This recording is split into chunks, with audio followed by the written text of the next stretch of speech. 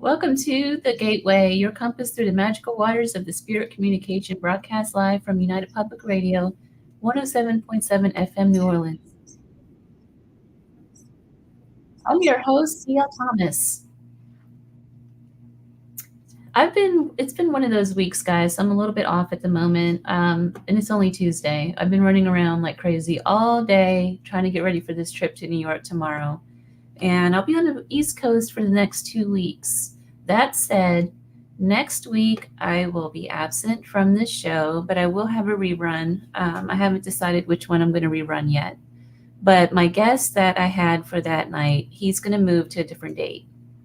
So again, I won't be here next week, but there will be a rerun of some sort. The paranormal world itself seems kind of quiet out there. I'm not sure what's going on. I know there's some paranormal shows and conventions going on. But something that crosses into the metaphysical side of things in paranormal investigations seem to be crystals and herbs. I know a lot of people out there right now who run around with crystals in their bras and in their beds and in their water containers. They're everywhere. So tonight we're going to talk about if stones and herbs work and what do they actually do, especially in the paranormal field. Certified alchemist and certified elemental healer from the Chicago area, Kandi Slater joins me. Kandi, welcome to the show. Hi, thank you. I know it's going to storm there any minute where you are. Yeah, it's coming down now, so if I drop out, I apologize. So, Kandi, how is Chicago these days? About 3 hours from me, so I haven't been there in a while. Okay. I'm over in Iowa. Oh, So, I thought you were in Chicago for some. I guess it's because the convention. time zone. The time Yeah. zone. Yeah. Okay. Yeah. So let's start with you telling us about how you got into the paranormal. Well, for the longest time, I'll be honest, I thought paranormal was hocus pocus. Like, I didn't believe in any of it. And I was one of those terrible wives. I drugged my husband to every concert imaginable for a summer, like things like boy band review, things guys don't want to go to. We got to the fall and I said, now what are we going to do? And he says, we're going to go on a paranormal investigation. I said, yeah, right. That's hocus pocus. I don't believe it. Don't want anything to do with it. Well, long story short, he convinced me. I said, fine, you did everything I want. I'll try it once, but it better be good and I better like it. I went, I had an experience where I got choked, held down in a bed. Yeah, it was crazy. So about 6 months later, I find out he's a medium. And so we started doing a whole bunch of investigating, which led me into getting my Reiki certification and things to help him when he does his channeling. And that led me into the crystals and the herbs and all sorts of the fun stuff. That's very interesting. So your husband, how did he realize that he was a medium? I have another friend who he's going through the same process. He's realizing that he can hear from the other side, and it's been this whole ongoing life-changing thing for him. So how was your husband? How did he handle it, and how did he find out about it? For him, it was when he was 12 years old, after his grandfather passed away. He could still see and have conversations with his grandfather. And when he would tell his parents about it, they basically thought he was crazy. So as he was watching a show he said on TV, Paranormal Kids, and he realized, whoa, that's what's happening to me. But nobody would believe him. So he suppressed it for the longest time, threw him into a bad depression. That's why when he met me, he did not want to tell me, especially when I'm calling it hocus pocus. He didn't want to tell me. And the way I found out, we were at Ashmore Estates, and he's walking down a hall, looking like he's like as if he was holding somebody's hand. I'm like, what is going on? And another medium looked at me at the time and goes, he's got it. And I'm like, he's got what? And they came out and were saying, yeah, he's a medium. He sees this. She goes, this is what I'm seeing. She goes, watch this. And she asked him some questions, and he said the same things that she was seeing. And it was like, okay, the stuff is real. And now he's been more open with it. So, yeah. I think a lot goes on whenever someone realizes that they're a medium. You go through like a lot of internal things, questioning, you think you're crazy, that sort of thing. A few years ago, I've always been able to see the other side for as long as I can remember. And my earliest memory is of seeing ghosts in my room and stuff. But I didn't really start calling myself a medium until probably just months ago. I would never call myself a medium. And it was because I see so many people on television and everywhere else that's claiming to be a medium all of a sudden. So I thought, well, I don't want to be roped into that kind of stuff, I guess. So I don't know if your That's the husband way he is. He doesn't tell people. He'll use it, but that's how you find out he's a medium. He doesn't just come right like you. He's not real keen on the I do house walks sometimes for paranormal investigation people, investigators and different groups and things like that. And I do work on hard cases, like really hard paranormal cases. I have one right now actually here in Vegas that's pretty heavy. But I got called in to try to communicate with the spirits there and calm it down a little bit. And I do spirit art, but I don't actually do, like, I guess, mediumship. Mm-hmm. Or maybe I do. I don't know. It's a hard question. So I don't know. It's different for everybody how they do it. So, yeah, you probably do and don't realize it. And I know, like, does he have, like, spirit guides and all of that? Yeah. He does, yeah. Yeah. It's so interesting. Yeah. So we're supposed to talk about crystals and gems and herbs. Mm-hmm. You are an alchemist. You're a certified alchemist. Mm-hmm. What exactly is that? Technically, on the scientific side, alchemy is, the transformation of things into gold. Well, obviously, in the spiritual world, that's not it. But alchemy, transforming yourself or energies. So yeah, I can help transform negative energies to positive. Use a lot of crystals and, like you said, herbs to do that. Are you one of those that have them in your bra and things? I don't want to tell too many secrets. I don't put them in my bra, but I always have something on my wrists or in my pocket. It's terrible when I do laundry because I'm always stuffing crystals in my pockets, depending on what I'm feeling that day of what I need. Yeah, I always got something, and it's awesome because now I've got my mother who's slowly getting into it. And the other day it was, well, this is going on. You got something that can help me do this? And it's like, yep, you need this, this, and this. And she's like, okay. So what kind of crystals do you use and what are they for? Oh, God. This whole room I'm sitting in, I got crystals all over. It really depends on what you're doing. Like, one of them I always wear is obsidian. That absorbs negative energies. So it does need to be cleansed a lot. So I'm always, coming home, water and some Epsom salts to cleanse it, to get rid of the negative energies. But yeah, I personally like black obsidian because it absorbs the negative energies instead of just deflecting it back out. So it absorbs it, keeps you, helps clear the energy around you. So okay. All sorts. It really depends on what I'm going to do, what crystals. But like paranormal wise, I always have black obsidian with me. So if my friend he's been trying to communicate with the spirit world to try to help him learn how to communicate better with the spirit world, are there gemstones that he could use for that? There definitely is, depending on what he's drawn to, like angelite, celestite, and I'm drawing a blank right now, but there's several different ones depending. Different people are called to different stones. So it would be I would recommend checking out those and, see which one he's more drawn to. And what about herbs? What are the uses for those in the paranormal world? Like I now, whenever I go in my cleansing kit, I always have copal resin, which resin, not an herb, but that along with like mugwort and black cohosh.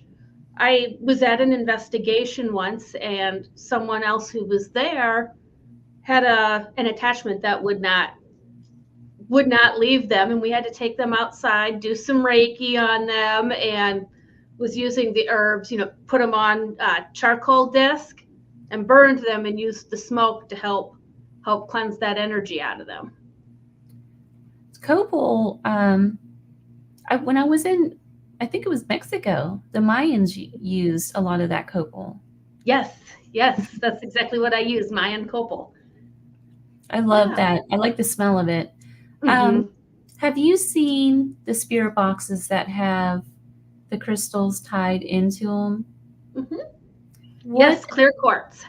What exactly is going on with these spirit boxes that are using those? Amplifies the energy. Clear quartz, wonderful stone, amplifies energy. It can take on properties of any crystal.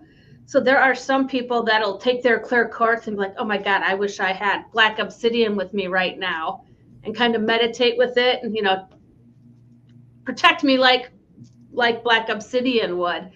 So yeah, but with those boxes, it's using it to amplify all that energy, help make it easier for them to communicate. Do you use that yourself when you investigate? Yes. Yep. That, and we always have black obsidian, selenite for some cleansing, and clear quartz are always with us. And then depending on where we're going, whatever's calling, I know it sounds crazy, but whatever's calling to us before we leave to take with us, that's what we take. Does ground ore, such as places that have like a lot of limestone or I know like Nashville had a lot of limestone. Out here we have a lot of quartz and gypsum. Does that affect the way does that attract spirits to these locations? Personally, I think so, yes. And we're in Dubuque. I live in Dubuque, Iowa, and we're surrounded by limestone, like literally everywhere you go, limestone. And different friends who come visiting from different states, as soon as they come in, say, oh my God, the energy's here. The limestone, that being, along with being so close to the Mississippi River, it amplifies that energy so much. So yeah, gives them extra energy to communicate with us. The little off topic comment, Nashville, I lived there for a long, long time. It's full of limestone. You can't even have basements and stuff because of the rock there. They don't have basements. But the Native Americans that used to occupy that area, they wouldn't live in Nashville. It's like a bowl, right? So it's surrounded by like they're not mountains. They're, I guess, hills is what they call them. But it's literally a bowl. And the natives wouldn't live in there. They said it was grounds of bad energy. And I always wondered if it was, the energy attracted from the limestone that they were picking up on. It could be, or, what happened on that property previous. That limestone absorbs energy, absorbs and sends out that energy. So who knows what. Trying to think, were there battles? There were some battles that took place during the Civil War down by Nashville, wasn't there? Yes. So that could, yeah. Yeah, Nashville has a really interesting history, and not too far outside of Nashville, there's a lot of mounds, like Native American mounds and things. It's just a really neat area. Yeah. Around the whole thing. Here, we have howlite, we have borax, and we have gypsum, and we have a lot of crystal and rock, aside from the silver and gold that's everywhere. And The energy in Vegas is kind of weird as well, in Nevada in particular. There's so many weird stories out in the desert and stuff. I So, noticed when we went to Arizona this last summer, like you said, the energy is so different, and I'm used to like the limestone and the lead and things that we have around here. And we were walking through a cemetery, and it's like there's no grass. It's all like little brown, dead twiggy things sticking up. But everywhere you look, clear quartz. It's like, oh my mhm. God. And Derek was in that cemetery for a while, and he's like, I have to shut it down. He's like, it is just so intense in here. Yes, Hey, Todd. Todd. It is Nashville that I lived in. I lived there 16 years or so. I moved because I was hit by a tornado a few years ago. Oh, jeez. Yeah, I miss it, but I don't miss it. It's one of those Mm-hmm. things. I'm kind of learning that I've lived all over the country now, and I'm learning that anywhere can be home as long as you make it your home. But Exactly. No. back to your point on the energy, one of the things I find out here a lot is purple amethyst out in the desert. I love It'll it. just, yeah, I find that stuff everywhere in turquoise. What can those be used for? Oh God. Turquoise, very calming, and they're associated with your throat chakra, helping you with communication with people. Love turquoise. Amethyst, of course, that's got some love, calming, very calming stone. Helps also with third eye. Depending on the type of amethyst, it can help with your dreams, and a lot of people sleep with amethyst, depending on the type. Hmm. So what else do you use? What can you suggest? Like carnelian, if you're needing more energy, if you're really tired and sluggish, have carnelian with you. They call it like the caffeine of crystals. It brings energy. God, there's just so many everywhere I'm looking. I'm going, oh, all of these. Fluorite is wonderful, and it was so crazy because about 2 years ago I had a tooth that was acting up, and it was over the weekend, and I'm like, oh, I can't get into the dentist till Monday. Believe it or not, I put fluorite in my pocket, and I had a necklace that I was wearing. I swear it was helping with the pain. And then I was doing some research on it, and I'm like, oh, fluorite. That's where fluoride. I'm going, okay, that makes sense. Just so many common things.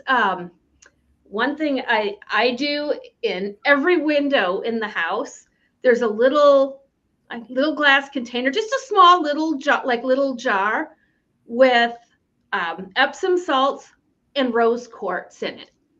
When the sun and everything, it's bringing in any energies and lights that come in. It brings in that warmth and love and happiness. And the salt is there for cleansing anything. If anything negative is trying, the salt cleanses it.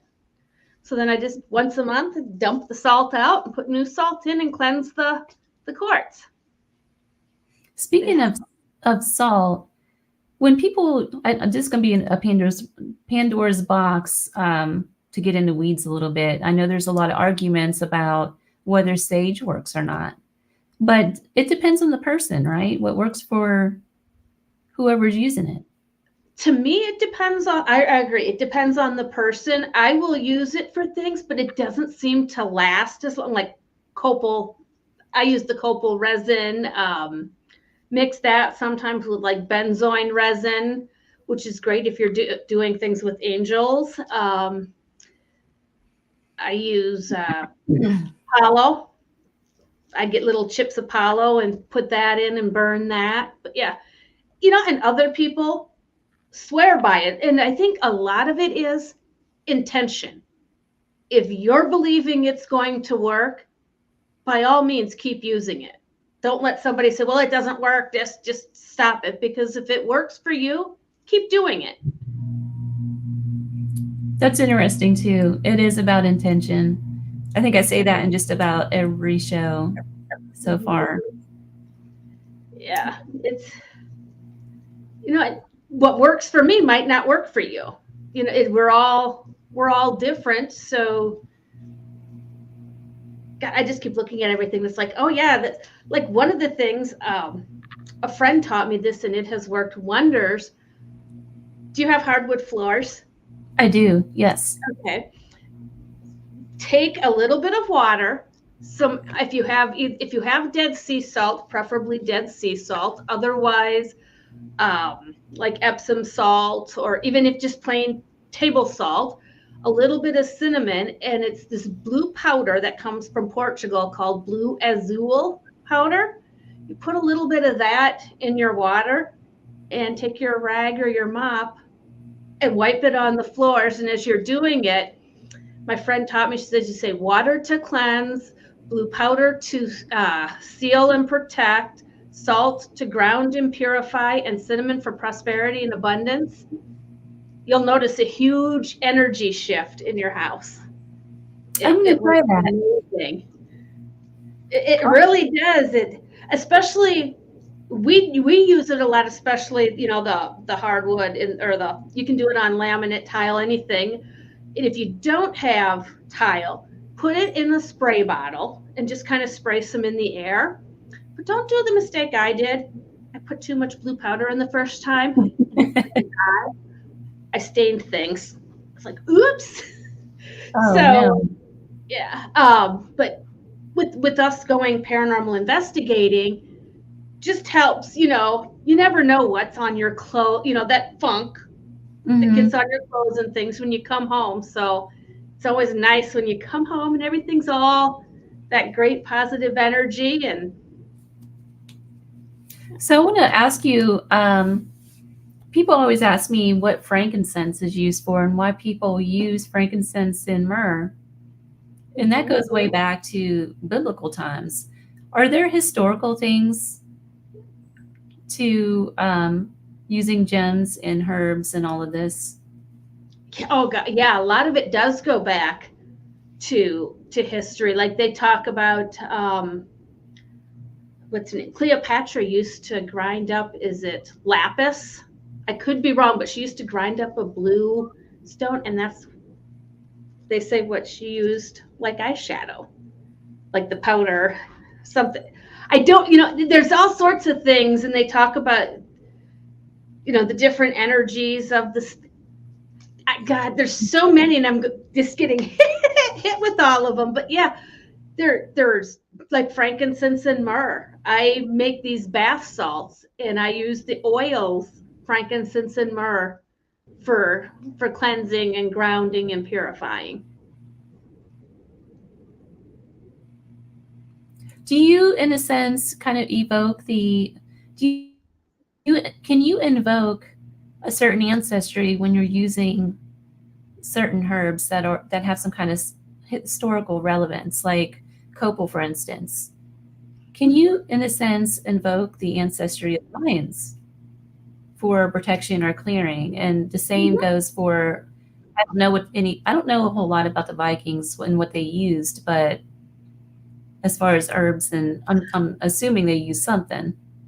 They use something, and I just can't remember. There's so many to remember them all. I have to go back to books occasionally. But yeah, you definitely can. If especially if you work with your spirit guides a lot. I have a friend that whenever she wants to work with a certain spirit guide, she drinks a lemongrass tea that she makes, and she actually burns, what is it? Not benzoin. She burns another type of resin that calls in that particular spirit guide. So do you make your own resin? No. I get it from different shops. We have an herb shop over in Galena, just across the river. I get a lot of it there. Some of it you can grow yourself, like your mint or your, we actually have Russian sage out back. We use some of that. When I went to Arizona, that was so much fun. When we went to Arizona, everywhere you go, there's sage bushes. We were out there trimming my friend's sage bushes and making bundles of sage. Huge bag of sage coming home with me, and it was just Yeah. I So you can that's get so much on your own and dry it in a food dehydrator. I don't, but I live in a desert, so all I do is I bundle it and then I hang it out back, and within a week it's dry. Yeah, It's that's amazing. awesome. The other thing we have a lot of is rosemary, so I bundle a lot of rosemary. Yes. Sometimes I mix them with the sage. Yeah, we did that. We had, and then there was this, what was it called? They were, they look like cactus, but they're not. They're kind of straight. They get like all straight and pointy, and they get these, they're almost like a hosta, but it's not. It's more brownish gray, and they got these, they're tall little flower things that kind of go up almost like a candy cane, and some of them stand up straight, but little pink flowers on them. Oh, what were they called? Maybe yucca? But there Oh, was something out in the desert, and we were cutting that and putting that in it, and lantana, I think. That too. There were so many different things that we were it's kind of like experimenting. being in a candy shop here. Yes. Yeah, Every it time was. we go out in the desert, and right now because it's rained so much, we have flowers everywhere. It's Oh, gorgeous. nice. Are you out there harvesting them all and drying them? No, I haven't done that yet, because I don't really know what all the flowers are out here just yet. But there's this one, and it grows on a prickly pear. It's bright velvety pink, and it's so gorgeous. Those are out right now. Oh, those are beautiful. Those are. So I think Todd has asked, "What is fire agate?" Oh God. He would get one that I haven't, I know it, I have it, I just haven't worked a lot with it. But I bet that's one of them that comes from his area over there in Tennessee and Kentucky. Todd, if you're still on, can you help me? Another thing, if you've ever been to Gatlinburg, they have a lot of quartz too that you can collect, and they also have fossils Oh, around. that'd be fun. I Do you have work? not got to do that. You don't work with fossils at all? I haven't. I have a couple, but I haven't worked with them yet. Gotcha. So I have a little bit of a dumb question because I really don't know. You practice elemental healing. Mm-hmm. What is that? Working with the elements and the elementals.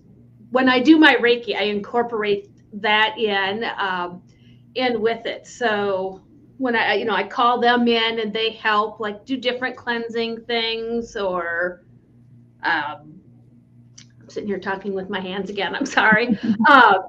Yeah, cleansing, grounding, a lot of that, depending on what you need. When I call them in and use them and the crystals to amplify everything. So everybody thinks that the Fae are not so nice, or elementals aren't very nice. I remember when someone first learned that I worked with them, said, "Oh, they're little effers. Don't work with them." I haven't had that problem. I'm very respectful with them. It goes to intent. If you're working with them, and I always thank them, release them.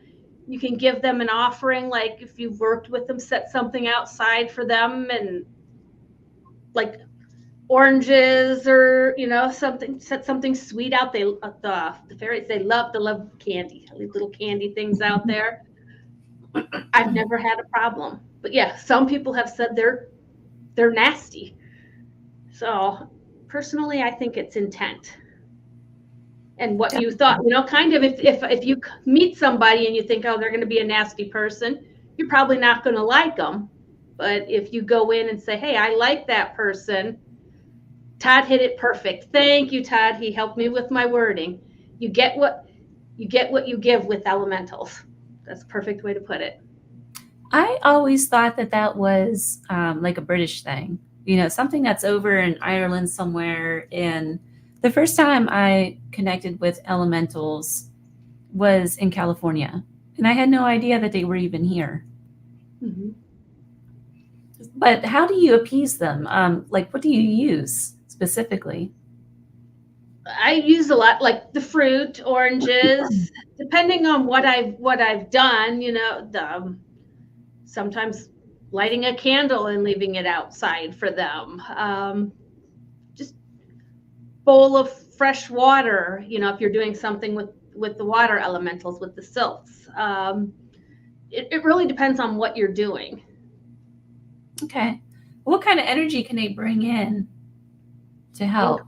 like Todd said, if you're calling in and giving it incredible energy, they amplify it. A friend of mine was having a bad panic attack. We were in a crowd of people, and just kind of put my hands on her shoulders, was doing some Reiki energy, and called in a couple of the elementals, and they calmed her right down. She was like, "You just did your thing." She goes, "I just felt the whoosh of energy," and she's like, she was good to go. Let's see. How can someone use the crystals for paranormal communication? That's one of the questions I just got. Okay. A lot of it, like the clear quartz, amplify. A lot of it goes back to their energy and amplifying it. There are different crystals like the celestite, and I always say that wrong. Uh, Todd's right. Energy work is absolutely amazing. So you're using the crystals in the energy to help communicate with the spirits. So like like angelite, celestite. I can't remember. There's so many more, but if you're using those, they're great for different communications with the spirits. What are some of the locations that you've been to? Oh gosh, we were just this last weekend at Indiana State Sanatorium, because it was a tuberculosis ward. The Haunted Rock Island Roadhouse, Villisca Axe Murder House, Farrar School, Old Baraboo Inn, Missouri State Penitentiary. So many. There's so many. Edinburgh Manor. Just last December, Old South Pittsburgh Hospital. Oh, you were in Tennessee? Just for a couple days. Yeah, we flew in on a Friday and flew out on a Sunday. What was that like? The hospital? Incredible. That was the one time in December I never thought I'd have to worry about a tornado warning. we were there, and all of a sudden everybody's like, okay, the event's not getting started because there's tornado warnings. And then someone was saying that Nashville was wiped off the map by a tornado, and yeah, we got out of there. But oh my God, that place was incredible. The energy there, it was, again, with all the water and stuff around there, it makes sense. So do you are there different species of elementals? I realize these might be stupid questions, but I'm not real familiar with the different elementals. Like are they all the fae, fairies? You got your sylphs, your gnomes, and everybody calls them different, depending on where you're from and how you practiced it. But yeah, there's all sorts of different, mostly like you said, the fairies, oh God, what are they called? I just lost my brain. The fire. I always forget the fire one. I always call them salamanders, but they're not salamanders. But yeah, sylphs and gnomes. And then somebody, Todd actually does a lot of work with the Sasquatch. So we had that experience, and some people were debating, are they like elementals, or are they not? But we had our first experience. It was incredible. We were out at Indiana State Sanatorium and right along the woods, and they started doing this call, and I swear you saw these little eyes peek out at you. They weren't fireflies, but they were like all of a sudden just these little, and they're like, what you just saw, that was their eyes. So that was an experience. You know, a lot of the Native Americans here say that they're kind of like a shapeshifter almost, like they're from the spirit world. Yeah, they were saying they were from the spirit world. Yeah, there's so much more for me to learn there because I'm very dumb when it comes to that because that was like I said, my first experience, and it was incredible. Or, you know, it's weird because in the spirit world, there's different elements, and I'm kind of losing my voice. I'm sorry. Um, the first time I came in contact with the elementals in California, that was how I knew that's what they were. Like, it was in a haunted almond orchard of all places. And Oh what we wow! saw, the person I was with saw them too. We would see like little 2 foot things running between the rows of this orchard, like right in front of us. We would see it run. And we actually caught one of them on film running across. But Oh, awesome! if it's a human, I normally can pick up who it is. You know, it's a different energy thing. I could tap Mhm. into it, maybe communicate. These things, no. So, you know, that was like, okay, this is totally not human. I've never seen any. They're not demonic. I don't know what they are, right? So that's Yep, the first Todd's time I got ever it. seen Nymphs. that. But the Bigfoot thing too, that if they're like shapeshifters and things like that, would you be able to communicate with them? I'm sure there's a way. I personally have not done that with Bigfoot. Like that was my first ever experience. It was so incredible. So I'm looking forward to do it again. But Todd says yes. Yeah, it was so incredible. They were doing this call. It was amazing to experience and see it. So I have a I friend who Todd would like this. I have a friend in Kentucky, and her she's got a daughter, and they live out in the middle of nowhere, right outside of Louisville. And her dog was barking at something in the woods, and they live way out. I mean, there's nothing around there. I'm kind of scared of Kentucky. It's one of those places I just don't like to be in anyway. But um, her daughter picked up the phone and took a picture of whatever it was the dog was barking. And in the shadow, you see like this 6 foot figure with red eyes, and it looks like a shaggy Bigfoot. Oh It's crazy. wow. I'll have to post it again later. I'll post it on Facebook and Oh tag yes. so you can see it. But Oh, that would be awesome. she sent me that They photo. do a Up lot of there work and at everything. Fort Duffield, and I guess they're all over out there. There's also stories around Dixon, Tennessee about Bigfoot encounters and things. There we go. We're gonna have to go on a Bigfoot investigation Yeah, together. I know exactly where we can go. There's a big park right outside of Dixon that supposedly has Bigfoot. Nice. No, That would be fun. there's legends Yeah, of it. Todd says I can't awesome. I remember. love it.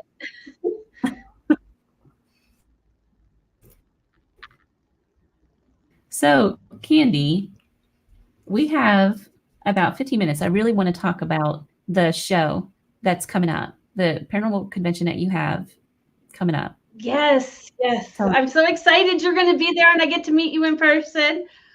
Um, Yes. the Haunted Rock Island Roadhouse Paracon. Um, and that's where anybody who is into paranormal, crystals, the Bigfoot aspect, elementals, psychics, we're going to have over 115 vendors there.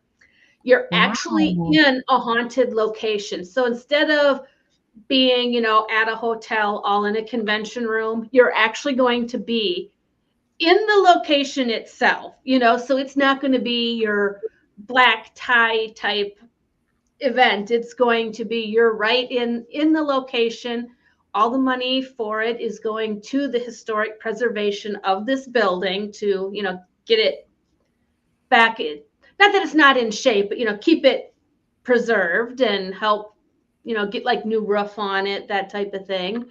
Um, but we got psychics, bone readers, tarot and oracle readers, healers, You're going to be there. You're going to get to I'll be you're going there. to be giving a presentation. That's I going to am be giving a some, lecture. yeah. Josh Purvis is going to be joining us. Sarah Lemos. I'm going to pronounce her name wrong, and I apologize. Sarah Lemos. Mm-hmm. Sarah Yeah. Lemos. Michelle LeBaron. LeBaron, yes. She's LeBaron, on yeah. this side of the country. She's Yeah, over in Virginia City. She's my sister in Virginia City. awesome. You'll love her. I'm so excited. Mysterious Adventure Tours is bringing in a tour that's going to start in Chicago, stop along different haunted locations, and end in Rock Island at the Paracon. So that's going to be so exciting. And I got to tell you, I really love the idea that you're having it in this old warehouse looking building kind of thing. I love that. And the reason being because I feel like certain locations are used way too much, if you know what I mean. And they've gotten really expensive. And I feel like now that it's kind of like, what's the way of saying it? Like the Bell Witch Cave. Everyone goes here year after year after year, and all of that energy is left over there. So I feel like it's overhunted. It's, how many times do we got to hear about the Bell Witch Cave? We get it. We get the legend. Most of us experienced it already. You know what I mean? Like, I feel like we overuse the same locations over and over and over. Yeah, this location has Get Haunted is actually going to lead a VIP investigation Saturday evening. So you'll have, there's the history in that building. John Looney, the mobster, Al Capone was afraid of him. And the only person that John Looney was afraid of was the madam who ran her Ladies of the Night out of the building, Helen Van Dale. There was a murderer that lived in the building, a boy that drowned. And it's the best part is it is such a new location. Well, it's not new, you know what I mean? It's so new, the paranormal investigating, that every time we go in there, the spirits are so eager. They want to communicate. They want to tell their story. And we're always getting new names and things. And then we go back and find the newspaper article that validates it. So it's going to be a great time. I'm looking forward to it. I think it's exciting. I can't wait. I'll be giving a lecture about some experiences that I've had with negative entities and the paranormal. I'm looking forward to that. It'll be fun. That tour you're talking about, Mysterious Adventures Tours, they're stopping at a little popular cemetery that I've always wanted to go to. Yes. Is it Bachelor's Grove? Bachelor's Grove, that's it. Yes. Yeah. I want to get to that one too. It's so close, but yet I just got to stop and do it. Have you investigated a lot of the mob stuff around the Chicago area? More and more, because of the ties with Rock Island. Then me being in Dubuque, Al Capone was big here. And I've recently got very involved as well with Old Baraboo Inn, OBI, which is in Baraboo, Wisconsin.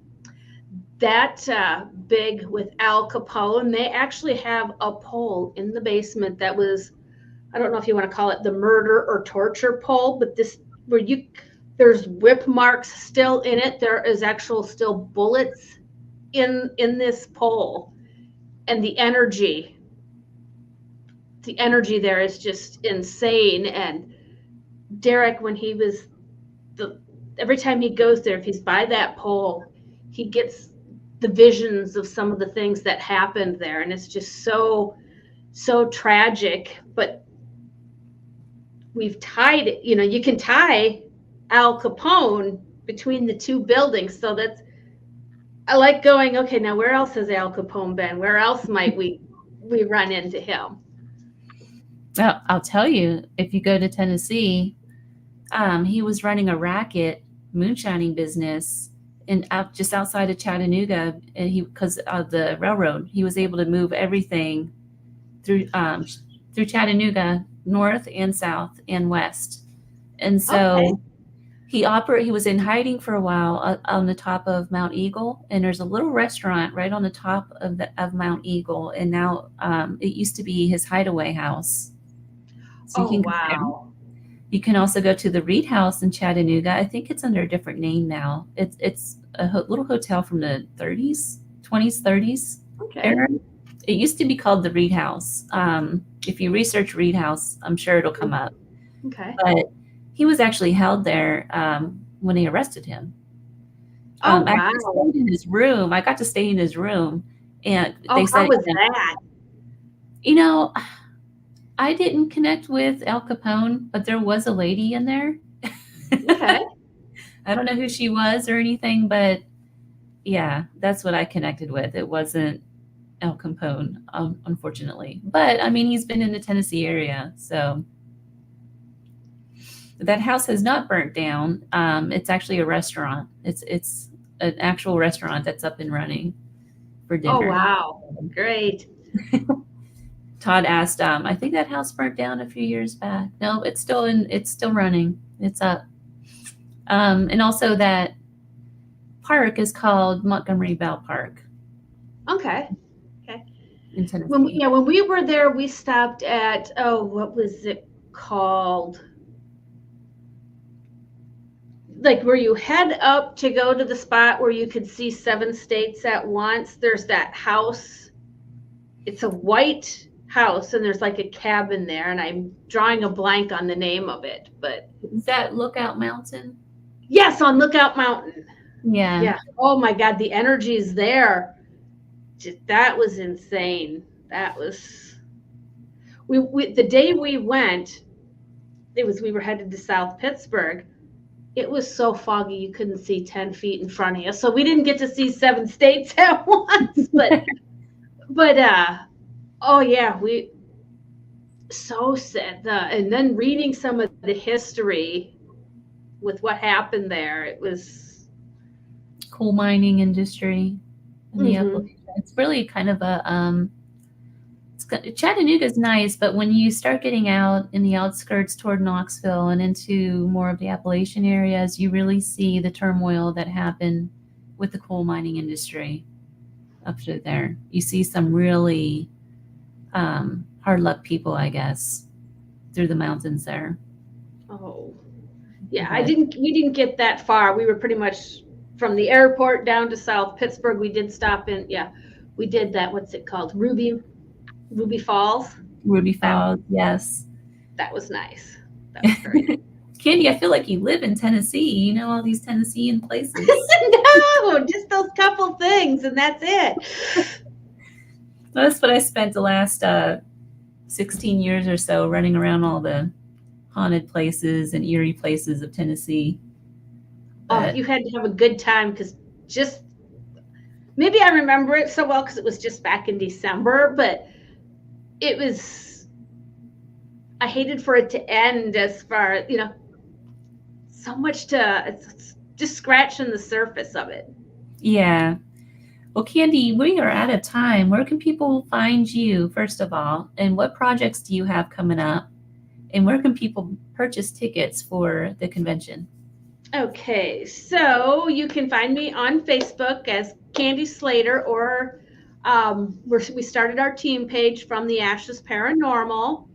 I do have a show on the Get Haunted Network that Catherine Cirillos and I just started on Sundays at 3 Eastern, 2 Central, where we do little metaphysical workshop type things. So it's called Oracle Whisperers.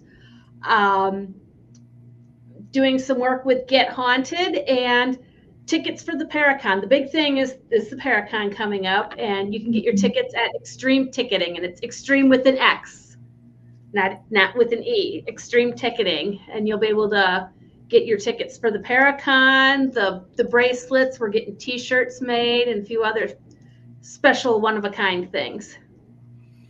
And for those listeners out there, if you cannot find the where to buy the tickets at on Extreme, go on over to my website, clthomas.org, under events. I have an events page up, and there is a link that goes directly to this event. It's Haunted Rock Island Roadhouse Paracon, Saturday, October 5th. And I'll be lecturing there. Kandi's going to be there. There's going to be a whole lot of other people at this thing. You don't want to miss out. I think Paraflix is actually sponsoring it. We have a lot going on, so come out and see us for this. Kandi, thank you so much for being on the show. Thank you. That went so fast. I know, it always does. Thank you. Another announcement that I have coming up in July, I will be in Virginia City for the Magical History Weekend at Piper's Opera House, July 12th through 14th. It's a weekend of talks, haunted histories, and a meet and greet with me and a lineup of other people. I think Dave Schrader is going to be there, and a bunch of others are coming out for this. Again, you can find it. It's posted on Facebook. Tickets can be found on my website, clthomas.org. There's a link that goes directly to it, and below that event is also the Rock Island show. Do you have a spooky tale? Send it to info@clthomas.org for a chance to share your story on the Gateway. I'm collecting stories for a special project that I'm working on. So if you have one, send it to me, info@clthomas.org. I'm looking for creepy stories, Bigfoot, whatever you got, send it to me. You've been listening to The Gateway, your portal to the unexplained and mystical and otherworldly, broadcast live from United Public Radio 107.7 FM New Orleans. Stay safe until next time.